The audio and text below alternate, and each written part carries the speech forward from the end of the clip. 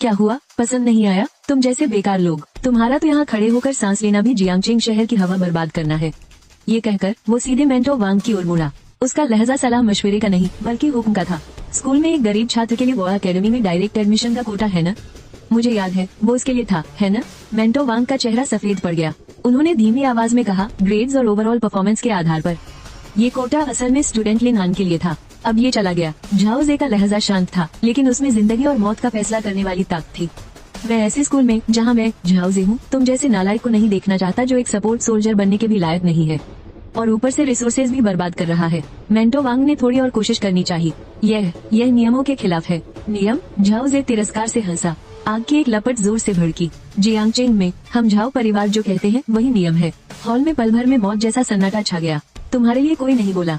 सब लोग बस तुम्हें देख रहे थे। उनकी आंखों में दया थी, दूसरों के दुख पर खुशी थी और तुम्हारे टूटने का इंतजार था। लेकिन तुम टूटे नहीं, तुमने बस अपनी आंखें उठाई और झाओ जे को देखा। तुम्हारी निगाहें डरावनी हद तक शांत थी, जैसे तुम किसी ऐसे इंसान को देख रहे हो जिसका कोई भविष्य नहीं है।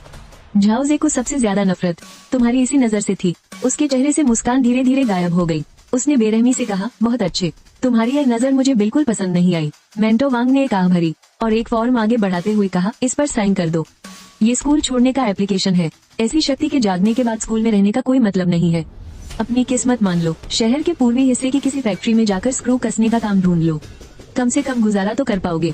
तुमने एप्लीकेशन ले लिया, उस पर एक नजर डाली और फिर कलम उठा ली। सिग्नेचर वाली जगह पर अपना नाम लिखा। तुम्हारी लिखावट बहुत स्थिर थी, जरा भी हिचकिचाहट नहीं थी। साइन करने के बाद तुमने फॉर्म वापस दिया और मुड़कर जाने लगे। इस पूरे समय में तुमने एक शब्द भी बहस नहीं की, क्योंकि तुम्हारे जीने के उसूलों में कभी भी मरने वाले इंसान से बहस नहीं करनी चाहिए। तुम जैसे ही स्कूल के गेट से बाहर निकले, आसमान पूरी तरह से अंधेरा हो गया। बिजली ने काले बादलों को चीर दिया और मूसलाधार बारिश सीधे तुम्हारे ऊपर बरसने लगी, जिसने तुम्हें जल्द ही पूरी तरह भिगो दिया। लेकिन तुम्हें जैसे ठंड महसूस ही नहीं हो रही थी। तुम बस सुन्न होकर आगे बढ़ते रहे। तभी तुम्हारी जेब में रखा मकड़ी के जाले जैसी टूटी स्क्रीन वाला सेकंड हैंड फोन अचानक वाइब्रेट करने लगा। तुमने फोन उठाया। दूसरी तरफ से हॉस्पिटल का रूखा नोटिस सुनाई दिया, ये सिटी फर्स्ट हॉस्पिटल है।